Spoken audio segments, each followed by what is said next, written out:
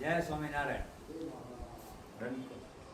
સર્વ મુક્તોને ભાવથી જય સ્વામિનારાયણ. વાલા ભક્તો, આપ દર્શન કરી રહ્યા છો આટકોટ ધામના દિવ્ય પ્રસાદીના સ્થાનના.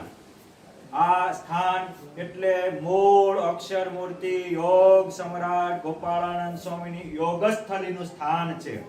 આપણને એમ થાય ગોપાળાનંદ સ્વામી યોગ કરવા ક્યારે પધાર્યા?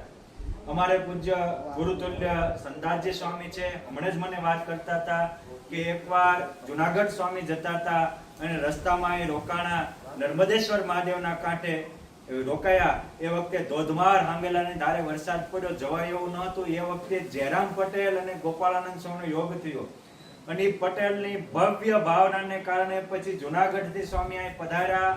સ્વામીએ અહીંયા પહેલા નાનું હરિમંદિરનું નિર્માણ કર્યું અને અહીંના ભક્તોનો ભાવ દેખીને સ્વામી 6 મહિના રહ્યા. પોતે યોગ કળા યોગ સાધ્યો અનેકને સધાવ્યો.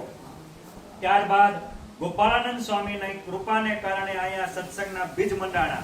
એ જ ગોપાળાનંદ સ્વામીની 7મી પેઢીએ અમારે સંદાસજી સ્વામી ટૂંક સમય પહેલા જ આખા જ્યાં જ્યાં મહારાજે વન વિચરણ કર્યું ત્યાં યાત્રા કરવા ગયા.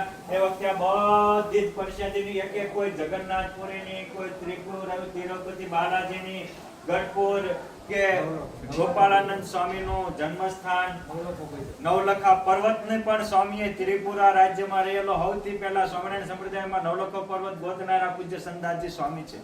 એ સ્થાનમાં આ બધી પ્રસાદીની વસ્તુઓ મૂકી છે.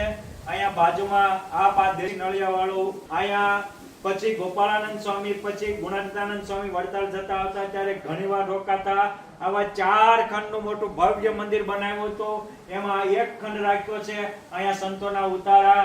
અને અત્યારે ત્યારબાદ ગઢપુર ધામના ભક્તિજીવન સ્વામીએ મંદિર નાનું બનાવેલું, પણ એ સ્થાને પૂજ્ય સદગુરુ શ્રી સંદાસજી સ્વામીએ અત્યારે ભવ્ય શિખરબંધ જેવું લાગે એવું મંદિર નવ્ય ભવ્ય નિર્માણ કર્યું છે. અહીંયા મંદિરની સાથે ચૈતન્ય મંદિરો તૈયાર થાય એવા હેતુથી પૂજ્ય સંત સ્વામી હવાર હાંજ અપાર કથા વાર્તાનો દાખલો કરી અને અખાડો જમાવ્યો છે. આપ પણ જ્યારે આ બાજુ પધારો ત્યારે અવશ્ય આ ગોપાળાનંદ સ્વામીની વિશ્રામ ભૂમિમાં પધારજો, અહીંયા દર્શન કરજો અને સંત સ્વામી જેવા સંત સ્વામીના સંત સમાગમનો લાભ લઈ જીવન ધન્ય બનાવજો. જય સ્વામિનારાયણ.